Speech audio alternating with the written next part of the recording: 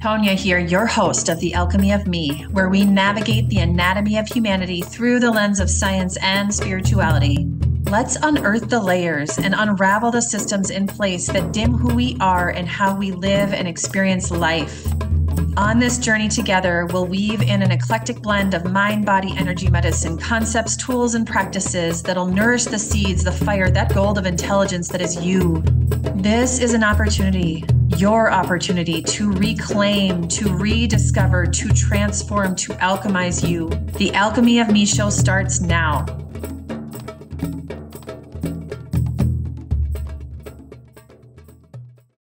Hello, Tonia here, your host of The Alchemy of Me, where we navigate the anatomy of humanity. And I am honored today to be joined by Renee Davenport. Welcome, Renee. Hi, Tonia. Thank you for having me. Thank you. I'm so glad to have this discussion. I feel like the topic of what we're going to dive into, I have a lot of interest in one area and very little knowledge, and then also very much interest in the other area. And I've spent more time, obviously, in that area. So I'm so excited to kind of see how you fuse these two worlds together and through your work, and how really how it can be a part of how we live and how we exist and how we thrive, and how we can use these ancient tools and practices to really do that. So before we dive in, I want to just share with folks your condensed bio. So Renee is a certified neurosoma practitioner, Ayurvedic wellness practitioner, and sanctioned teacher of the Pachacuti Mesa tradition from the Heart of the Healer Mystery School. Complementary approaches and practices to treat the body as a living organism, whole and divine, with a great capacity for self-healing. Given the proper guidance and assistance, it is possible to reset a healthy state of balance. The focus of Renee's practice is to guide clients in restoring balance to their mental, physical, and spiritual bodies by sharing easy yet potent ways of living a more functional, healthier, and happier life. Is there anything else you would like to add to that? You know, throwing your entire career and everything you do into, a short paragraph. Right. Well, I also am a certified primordial sound meditation teacher. That's the only other tool I have in my kit. And, I love to meet people where they are when they come to me for whatever reason they have for seeking me out. It might be muscle problems, it might be gut problems, it's a myriad of things, sometimes a little of all of it. But I like to, like I said, meet them where they are and treat them, because Ayurveda and Kamaska healing are both very deliberate to the individual and what the individual needs at that time, because it's a journey. Life is a journey, and everything, I don't it's going to be very easy for me to just jump over the ledge and dive deep into this. But so stop me if you would rather ask me questions. But basically, my health and wellness comes from having learned how to live in harmony with nature. And I mean, totally. It's like, my theory is that if we learn to dance with Mother Nature, we can live life to our fullest, because everything that we know that we consider to be real is made of the 5 same elements. Everything in the universe, all of us, we humans, the plants, the trees, the rocks, the water, it's all either earth, fire, air, did I say water? Or ether. And that's it. We're all just different arrangements. And once we realize that and start looking at everything we encounter in that way, we start seeing the different arrangement of elements and things, it completely changes our relationship. We realize that everything is sentient. And once we realize that, we open our hearts and our minds to infinite possibilities of what can be. And once we do that and start respecting the places we get our food from and the food that we eat and the way we live our lives, the lifestyles that we carry, how we take care of our body, the things we do to nourish it. And that's things we eat and ingest, but it's also the thoughts we have, and it's also the movement we go through. So in Ayurveda, they understand that mind, body, and spirit are one organism. And that that one part, you can't have one part out of alignment or ill or super healthy without affecting the others. So frequently, no matter what's wrong with you, all three of those bodies, mind, body, and spirit bodies, are involved. And it's sometimes very difficult to know what came first. But the whole practice behind Ayurveda is not to mask symptoms and not just to like make what's making us feel bad or out of alignment go away or, be unfeelable. It's actually to understand what caused it to begin with. And that's what we treat. We don't treat the symptoms so much. We do treat the symptom, but really we try to figure out what in you is causing the symptoms, because 10 people can have the same symptoms and they may have different causes. So by going after the cause, you eradicate the need for the symptom rather, and that's where healing happens. Yeah, and this is where I love this is a really good kind of the foundation, because knowing that, Ayurvedic and shamanism are the two, I guess, the foundation of our conversation today, and how you fuse them together in order to balance mind, body, spirit. So you kind of just laid out the Ayurvedic piece, and can you, before we I guess, bring in the other piece of it, and how it comes together. Can you, because I love that you mentioned like the dance with nature, because that's how I see it and feel it too. Um, and I'm just curious, like how, like if you could just go into that, like what does that mean? Like, what does it mean, Renee, to dance with nature?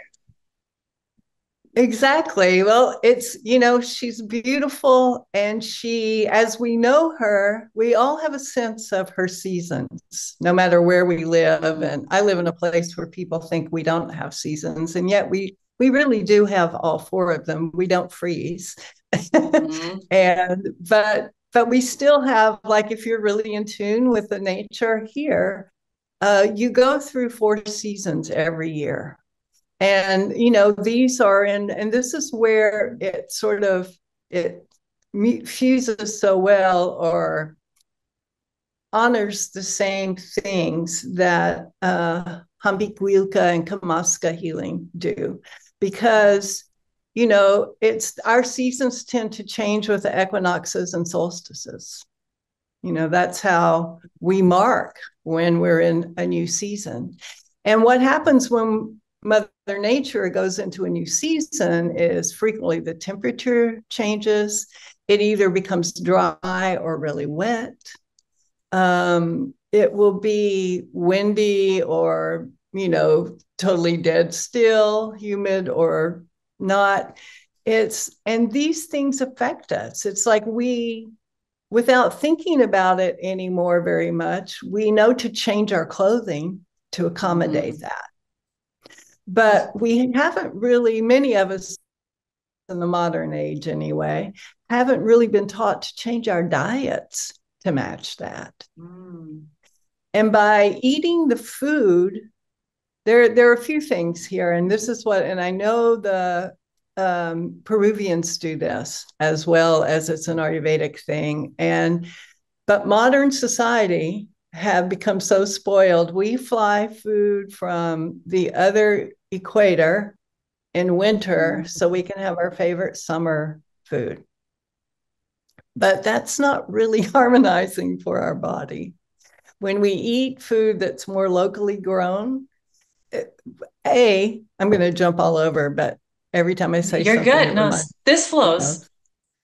of. Every time, once you pick some food that's been grown to eat, it immediately starts losing some of its nutrition.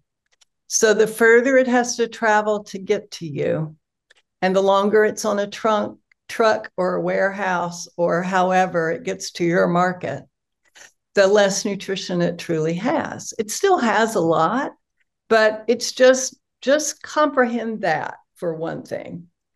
And secondly, when you're in a season, like I said, we know how to harmonize our clothing. If we would learn to also harmonize our diet, so we're eating things either that store well, like in a cold cellar, if we're going into winter where things can't grow, where it does freeze and, the ground is hard. Or if we don't, certain foods do that. Other foods don't do that so well. And that's when we adjust our diets to eat what's more fresh, or at least properly dried or stored to be prepared. Rather than shipping it, when food goes into the mass market and it's shipped for hundreds or thousands of miles sometimes to get to us, it has to be picked before it's ripe. Our greatest health will come from eating food picked when it's ripe and then trying to eat it within a week or 10 days. But to do that, you need to know your farmers sometimes, or at least go to local markets where they're being supplied by farmers, not so much big agriculture. It's very important, I believe, because I've been doing it now for 45, 50 years, is trying to eat organic food, organically grown food as much as possible. I'm not 100%, but I'm probably 85 or touching 90%.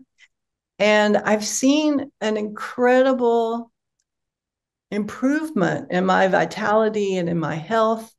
And I know that it has a lot to do with not ingesting food that has had poison sprayed on it to either kill bugs or to kill weeds. So we'd have to do less to take care of the plant.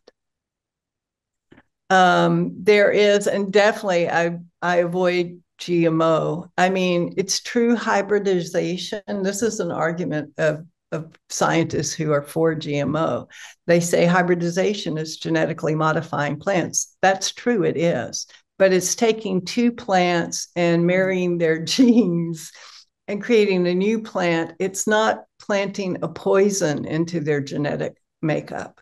Yeah. And that's two completely different things. And so it doesn't matter I how much you wash it. I mean, it's It doesn't. You can't ever get it out, not to mention what it's doing to the animal world, even. Because, bugs and viruses and the things that we think are toxic mute very fast. And so they're going through mutations. They're going to but yet we don't mutate that fast. We don't eat poison a few times and then change our genetic structure. We get ill and start dying. That's the difference. So that's why these things are important to me. And when I first found my shamanic tradition, I was Before looking. we, sorry, we segue, I have Sorry. a this might be a very Okay. simple question, but and it's funny because I grew up on a farm, and so this is, you know, why does it matter to allow the plant or I guess fruit, vegetable, whatever, why does it matter um that they're picked when they're ripe? Is it the nutrients haven't fully It's when developed, I they have the guess. fullest nutrient balance and Okay. nutrient load.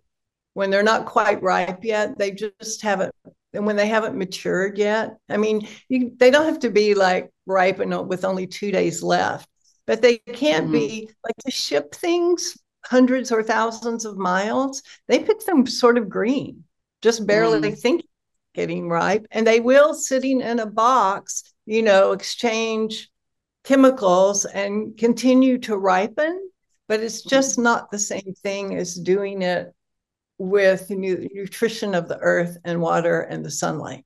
Okay, You know, yes. they're taking all of that in, the sun, the atmosphere, the earth, the water, that all creates part of their nutrient load Mm. or It's enhances how kissed by much of the Mother nutrient load. Nature. What? Kissed by Mother Nature. Just by Mother Nature, indeed. Yeah. So, and the other thing is, it's just like in winter, we sort of just by nature, we get quieter and become more internal and go within. And in the summer, we're out running around playing all the time. That's part of dancing with nature. Mm-hmm. It's like mimicking her because she takes a rest in the winter. We should too. And yet Mm-hmm. in the summer and the spring, we get really energized. And sometimes in the fall, we get really energized because every time the season changes, we have in our own bodies, in Ayurveda, there are three metabolic energies called doshas. They're vata, pitta, and kapha. And vata's air and ether, pitta's fire, and kapha is earth and water. So every time the season changes, Vata kicks up in order to sort of push through to the next season. That happens in our body, it happens in nature, but it also happens in our bodies. You'll notice that I finally have been like tracking this so closely myself. I usually know a couple of weeks before the date, or people start talking about it on the news, that the season is changing because suddenly I start feeling that uptick of the air element in my body. And that does not make me special in any way. It's just when you start paying attention, really paying attention, you see these things. And so when we're prepared, when we start shifting slowly instead of trying to do these abrupt changes, that's what I feel like is dancing with nature, because we're sensing her movements and rhythms. And when we move and change our rhythm to match her, life just flows better. It's easier. Things come to you easier. You're not waylaid Mm-hmm. so often. And it's very interesting. It affects our emotional well-being, I think, you know. And we just understand suddenly why things are going differently. That it's not really as sudden. If we're not paying attention, it feels sudden. If we are paying attention, we see it come on slowly. Mm-hmm. And Mm-hmm. I think back to the Kamska and the Pakokuna lineages, I think in a way they have a lot more ceremony and ritual based around the seasons than Western culture has. We have a Mm-hmm. few, but not many. And some of ours have been given a different reason for being. And I think that has kept their communities. I don't know. I haven't even been to Peru yet. I hope to go next year.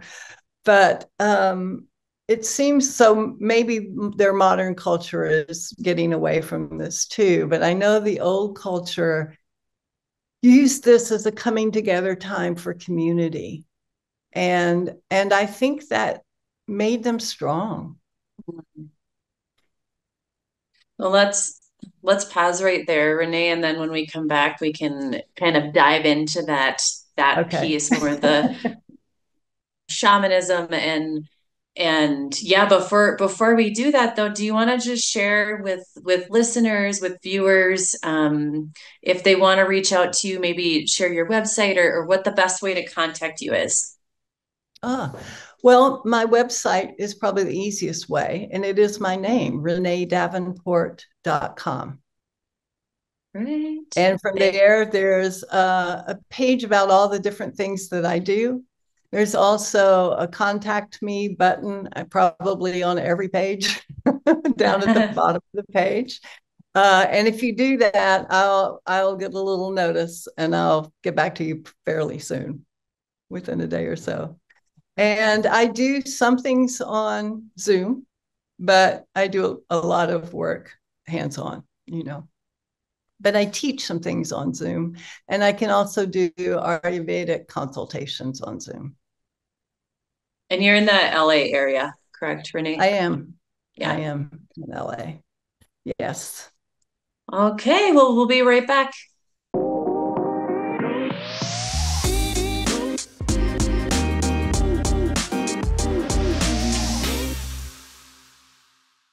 We are back. I am Tonia, your host of the Alchemy of Me, and I am here with Renee Davenport.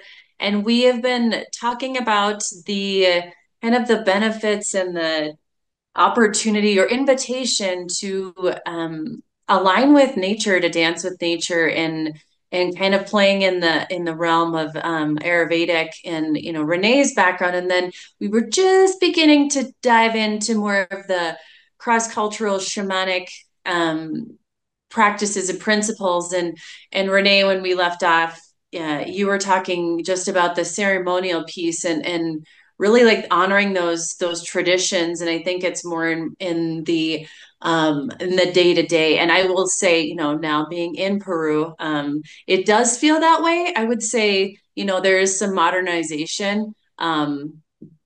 And the ceremony and the tradition and the really the yeah, coming around the fire is very much still a part of the culture here. So I love that you brought that up. So I would love it if you could just share with us kind of how you weave in these Kamaska, more of the healing on the shamanic side, how that weaves into kind of how you show up in life, and then maybe how you work with people. Okay.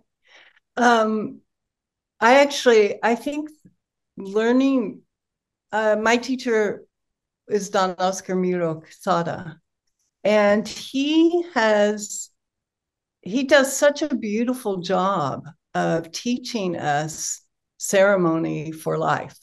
You know, things that you can do every day, things that you do on special occasions, things that you do at certain times of year. And so it was, that was something I felt like my life was lacking. There is a lot of ceremonial practices in India as well. But my Ayurveda school was more about herbal, using herbs. It did teach us daily practices, you know, like so you have a daily routine, but not so much the ceremonial part. And I was really longing for that. And the only way at the time I could really do it was to move to India for a couple of years. And that wasn't working with my life. So Don Oscar showed up in my inbox one day, and Mm. it's been a delightful journey and a tradition that my heart completely opened to right away, because it does give you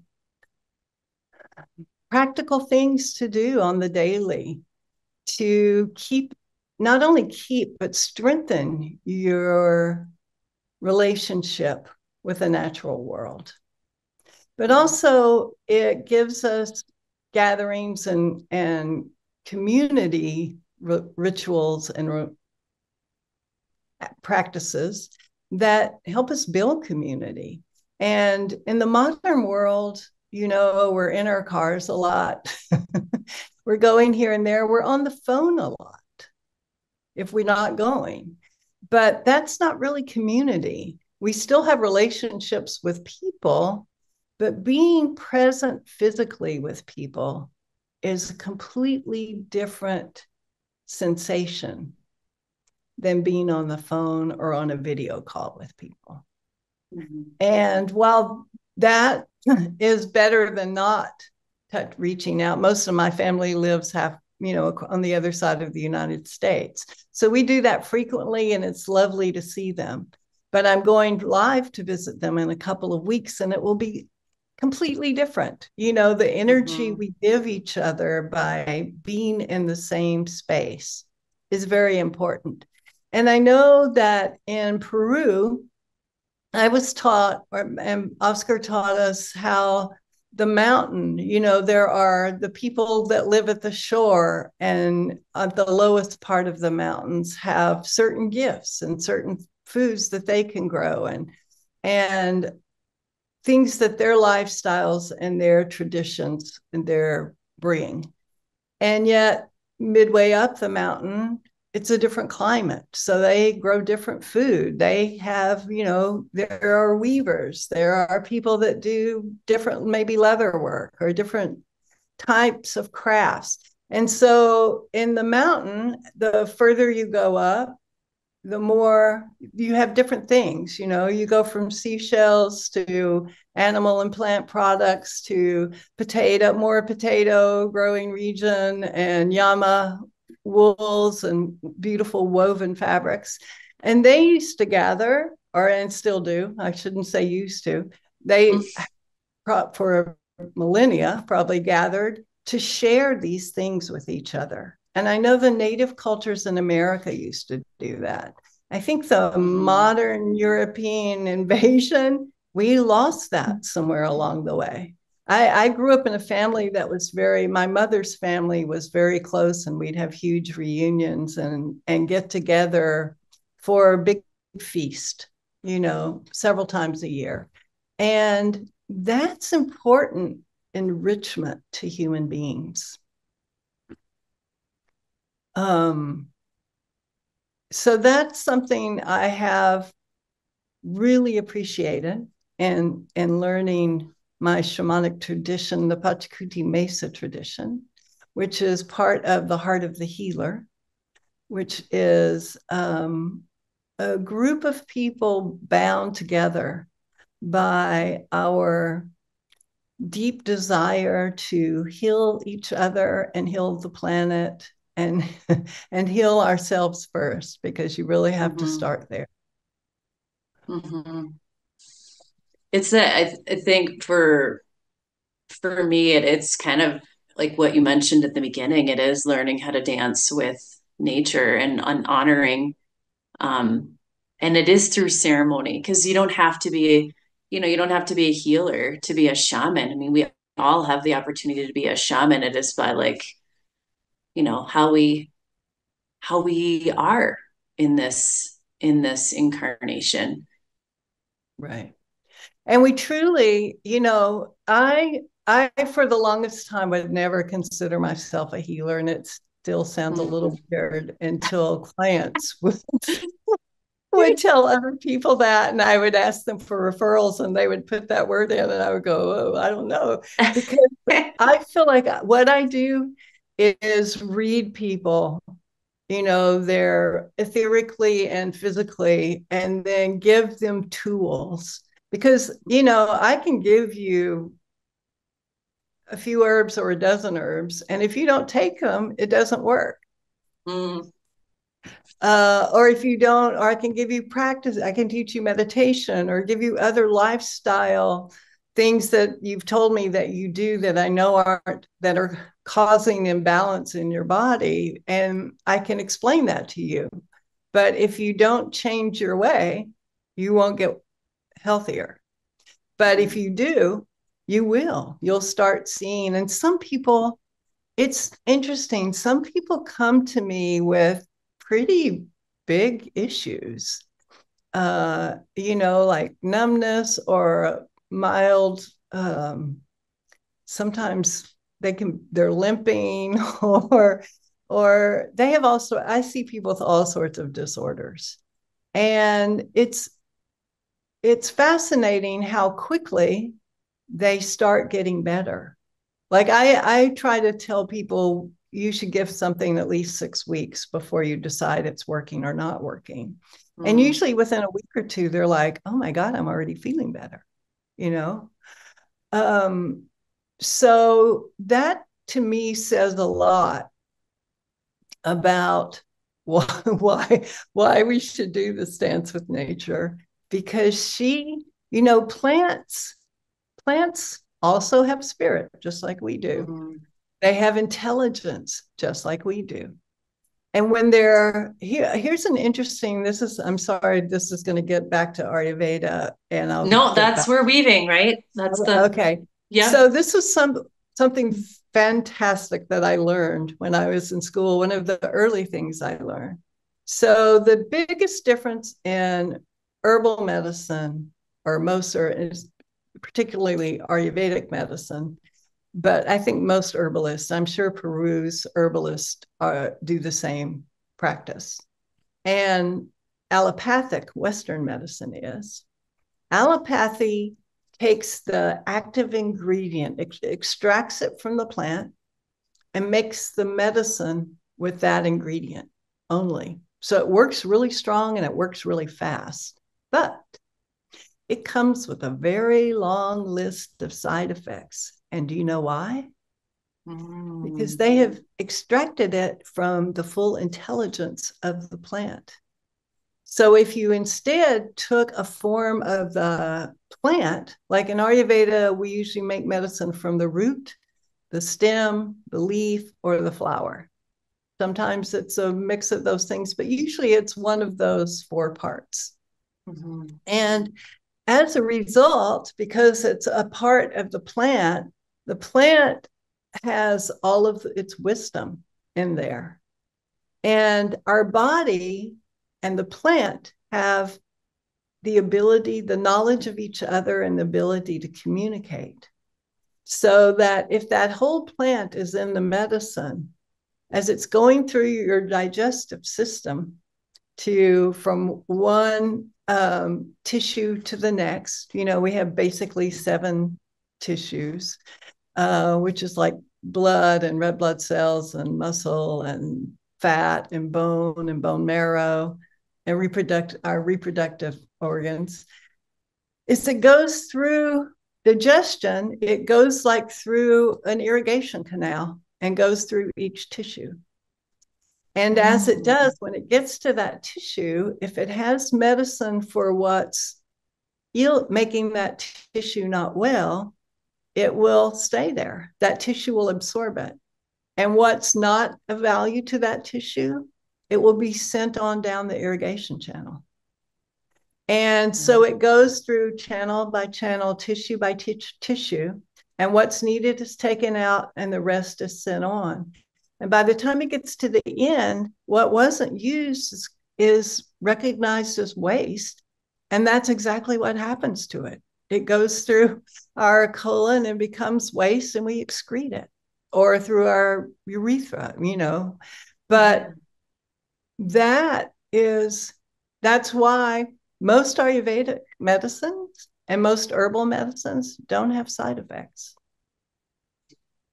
Because They it's the don't wisdom create, of the whole plant. right, because Yeah. well, because they're intelligent. It's Mm-hmm. nature's intelligence at working with, we forget that we are nature too. We are not these Yes. autonomous beings. We are very creative and we are pretty smart. And our creativity inspires us sometimes to have a little too much ego about what we have control of.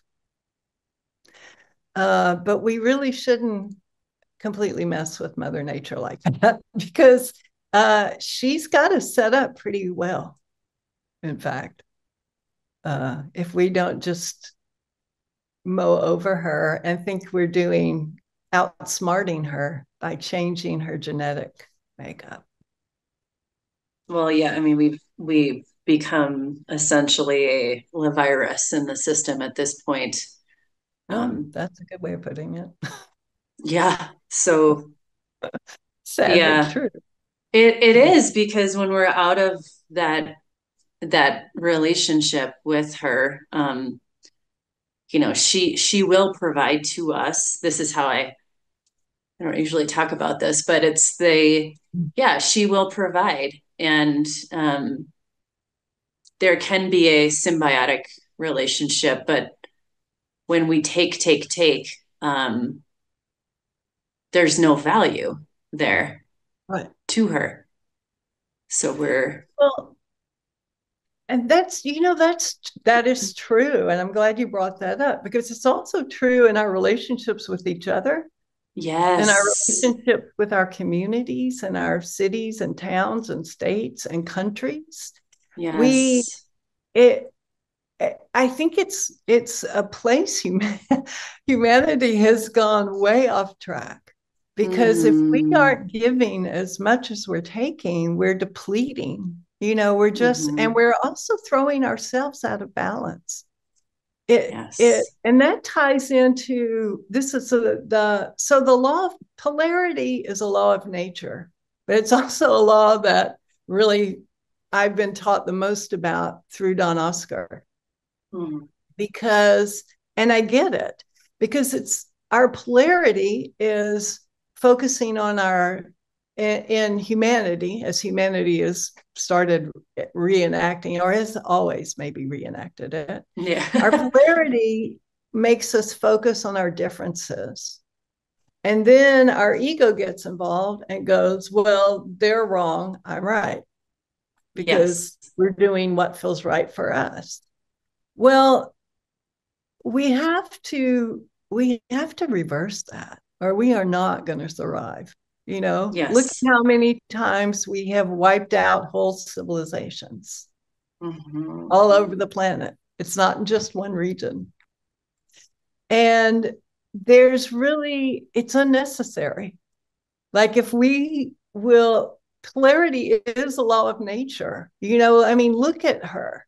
Look at these mm, hurricanes, the fires. Look at the massive destruction she can lay out for us or enact on us. mm-hmm, But yet also, she actually is the most bountiful, you know, life enriching and supporting, sustaining. She gives us not only our food, but our clothing, our shelter, everything, our water, everything. Exactly. We mm-hmm, would be nowhere without her. And, if there was no polarity in nature, everything would be stagnant and die out right away. We have to have that some we have to have this back and forth. We have to have all of the energies present. And for some reason, we as human beings have a hard time allowing people who don't see things the same way as we do the privilege to see things the way they see them. mm, But yet, if we can find our way to do that and still be kind and thoughtful and caring and neighborly mm-hmm, and let our differences maybe inspire us, it may inspire us that yes, we want to do more of what we're doing already. But it doesn't mean we need to not allow them to do what they're doing in their place. I mean, I get not wanting them to come telling me I have to be like them. If I'm going to mm-hmm, let them be them, they have to let me be me. But at the same time, we're human beings and we go through different phases of life and different um, challenges. We all need help sometimes in one way or another. And if we can live in compassion, more in a more compassionate place, and live open-heartedly rather than hierarchically, I think we will all be better kept and happier and healthier and no doubt wiser from being able to listen to what we don't consider as our belief or not, and try to have an understanding of why it works for other people. Yeah, and I know we need to take a one more quick break, but before we do that, with all of this, kind of just bringing it back to where you started with ceremony and ritual and the importance of Okay. that, to me it feels like, because that is super important for me too, and we haven't talked about that, but probably Oh, not really? super surprising, that it is, it's the days where I feel out of balance. I don't feel great. I feel agitated. I realize those are the days that I Mm, have not taken time for the rituals, and spent time kind of going inward, and right. just to Okay. see that, like, how that imbalance happens so quickly if I don't give myself, honor those around me, honor the collective by just taking that time. And it can be so small, right? I mean, it doesn't have to be Right. this Yeah. grandiose thing. It's just Yeah. taking the time to settle in. It can 5 or be, 10 minutes is better than yeah, skipping because you don't have 20. exactly. Exactly. Yeah. Well, let's take a quick pause, and then when we come back, who knows where we're going. So we'll be Who we'll be does? back. When you let my brain start. I love it. I love it. We'll be right Okay. back.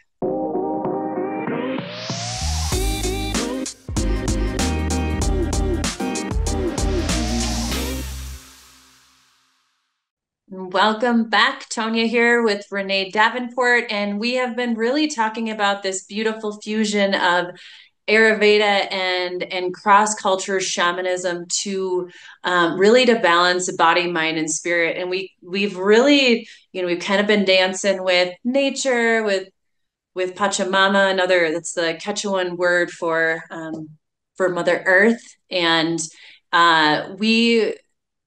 we really think it would be kind of fun to maybe talk a little bit about maybe some of the rituals and ceremonial pieces that we can weave into our everyday, and offer this up as an invitation, if for a lot of us, like, where do you start, where do you begin, and I think one thing I will just throw out there before I hand it over to you, Renee, is one thing that I have found, while it is very, very important to do something every day, it is to not force myself. For me, like, if I tell myself, well, you have to go to yoga today, or you have to do this, that's me not listening to what my body is trying to tell me. And so I just want to throw that out there before I say to you, Renee, what's coming up, something that you feel like would be helpful to share with others, as there maybe they're seasoned practitioners, or maybe they're, have never even considered inviting in ceremony or ritual into their space. Well, I love your comment about, if you're really being told not to do something, don't do it. Because we do need to listen to ourselves, and we need to understand. This is a little sideway, but I think it'll fit in with what's following. Is in Ayurveda, we're taught that our mind isn't in our brain, but it's in our heart. Mm. And so when we learn to listen to our heart and let it guide us, we will stay on the path pretty well. But routine and ritual are important. Like it's Yes. important to exercise at least a few days a week, you know, and that can be whatever makes your body feel good. It might be yoga, it might be Tai Chi, it might be going for a 2 or 3 mile walk every day. It might be running, it might be surfing, it might be, playing tennis. There's a million ways to get exercise. Mm. Pick the one you love because that's the one you'll want to continue to do and do that regularly. It doesn't have to be every day. There is no need to be obsessive about good health. I was Is one. that Pita energy in the Uh, Ayurvedic? that's Pitta gone wild. Yeah. Okay. I was told once in Ayurveda that, if you're really craving a piece of cake, you may as well go ahead and eat it because craving it like that is doing to your body what it would do to eat it. And just don't give in to cravings constantly. Do it and let the craving be gone. So you haven't driven yourself into this frenzied state about it. Mm. But Hmm. also for me, the the one thing that I know tried and true, and I have skipped it sometimes, and that's why I know it's so important. There are two things that are so important. And one is if you will stop and do a little bit of breath work every day.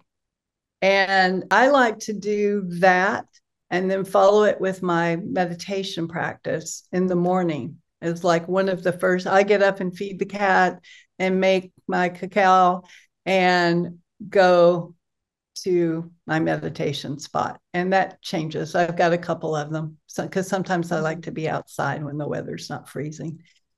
But um, what I've noticed is if I do not do that, I start having this edginess throughout the Mm-hmm. day and I'm not thinking as smoothly and answers or ideas, thoughts aren't coming as clearly.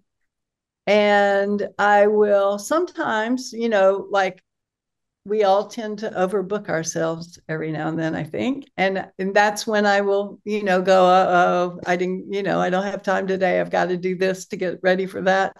And if it goes for more than a day, I am like out of sorts on a subtle level, Mm-hmm. but I'm out of sorts. And I'm like, I don't, what's wrong? Yes. And I go, oh, clearly. So try to make try to like find that habit. I try to do it 20 minutes twice a day, like in the morning, and then again with in that little break that I'm having when my workday has ended and before I have my family social life. You know, Mm-hmm. it's good to have a little separation going there, I think. And to just get in touch with your breath, like let your belly go soft. Don't worry about thinking you might look fat Mm-hmm. and because when your belly goes soft, it allows your diaphragm to lower in your body and your lungs to fill all the way up with air. And when we are, running 1,000 miles a minute, we start breathing way up here in our chest, and that's not fully oxygenating our bodies. And so, and that too will make us anxious. So take a few minutes every day. It can be in the morning, like I do before I try to spend my 20 minutes of meditation. And I've learned that if I don't really have 20 minutes, but I have 10 works. It's better Yeah. than skipping it. Yeah. But if you'll start with just a minute or two, even of Mm-hmm. a slow, either an equal in and out deep breath into your lower belly and back out. Or you can do a 3-part breath and like inhale for the count of 7 and hold it for 7 and then exhale it do that for 10 times, you will feel your whole nervous system begins to calm down and relax and become more open. And those 500,000 thoughts you have a day, or 200,000, I can never remember how many it is, but it's a lot. It's on my website. You will start Doesn't having, matter. you'll have a little bit more space between those thoughts. And when we have that space, typically during the day, that space is a nanosecond. And so we barely notice it, except that in fact, if it weren't for the fact that our thought changed, we wouldn't notice it at all. And when you just pay attention to that today and become aware of that, because that's what meditation leads us to, or helps us do. Meditation is a practice. It's not a destination, I like to say. But the more you practice it, the bigger those spaces between thoughts become. And they start growing, those spaces, when you're actually in the act of meditating. And those spaces are our window into the quantum field, which is the field of all possibility. It is the field from which all of creation arose. And so when we dip our toes or our mind into that for longer and longer brief moments of time, we become more creative thinkers. Solutions to problems just spring to mind. We are less anxious and angry and more heart open and more loving. So that's a gift that we are crazy for not partaking in every day. And like I said, I like to do it first thing in the morning. And then again, as I'm ending my workday, whenever that is, my mind fluctuates. I don't have a 9-to-5 job. So, but once I know that's ended, I'll do my second meditation, whatever time in the afternoon or early evening or later evening. I tend not to do that right before bedtime, or even within a couple of hours, because it energizes me. And most people think, oh, it won't. But actually, when you stop the 200,000 thoughts for even a second at a time, or 2 or 3 seconds at a time, which can take a lot of practice. Don't expect that right away if you don't have a meditation practice. But if you've had one for a while, you'll know sometimes you just suddenly realize that you're there and you haven't been thinking about anything. And that's when you actually really probably did slip into the gap. And that's when our bodies really reset themselves. So when it comes to ritual, that's my number one. And then after that, timing, it's good to have meals at near or in a window of time, the same window of time every day, because this sets your body up to not be freaked out that you're not going to feed it, because yesterday it was 4 hours and today it's 6 and you still haven't fed it. And that does things to us physiologically that are not health promoting. So have your meals at regular times. Try to get up around sunrise, whatever time that happens to be, wherever you are. And try to go to sleep by 10 or 11 p.m. every night. And the reason for that is these metabolic energies, we have 3 of them, they also rule the times of day as well as the seasons. So our strongest digestion, which of course is ruled by that pitta influence, is between 10 and 2. So 10 a.m. to 2 p.m., but also 10 p.m. to 2 a.m. So 10 a.m. to 2 p.m., have a huge lunch. Let that be your biggest meal of the day. And between 10 p.m. and 2 a.m., try to be asleep, because our body uses that metabolic fire to recreate new cells. And if we are watching TV or scrolling through YouTube or doing something active, we're not asleep. The body doesn't do that. It's wasted energy, and we start to deplete. The other thing, the other ritual I bring into it, there are all sorts. Like, life becomes a ritual if you have some routine, like, what you do driving to work is a ritual of sorts. But there's some rituals that are more beneficial than others. So first, I'm just saying, be aware that your drive to work is a ritual, and maybe change it up every now and then, unless it's just perfect. But, give yourself a little more freedom to be creative with your day to day, especially if you have a day that goes the same exact way every day. That becomes monotonous, and it can make you dull. When it becomes to rituals such as creating despachos, or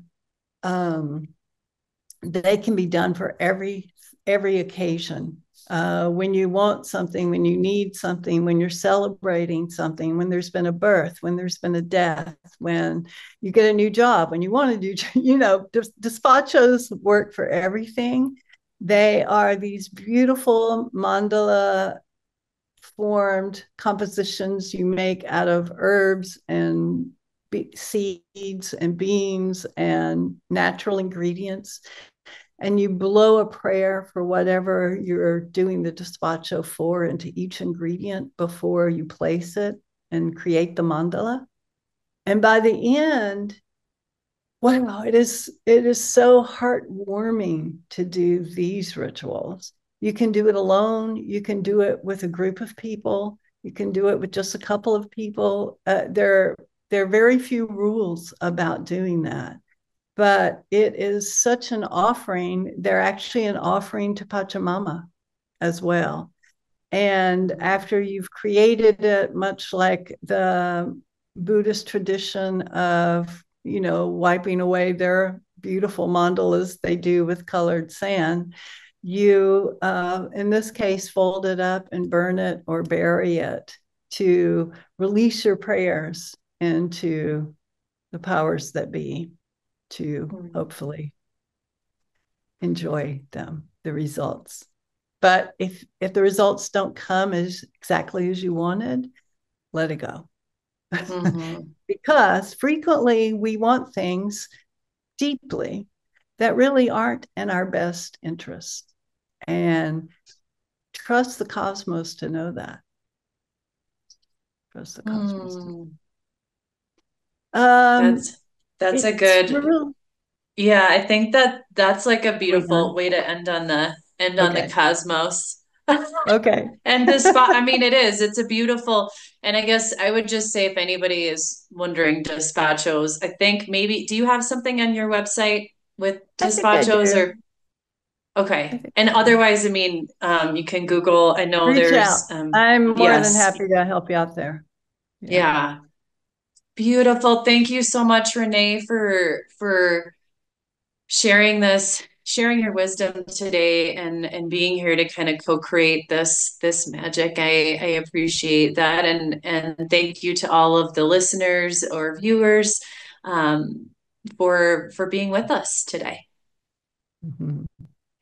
Namaste.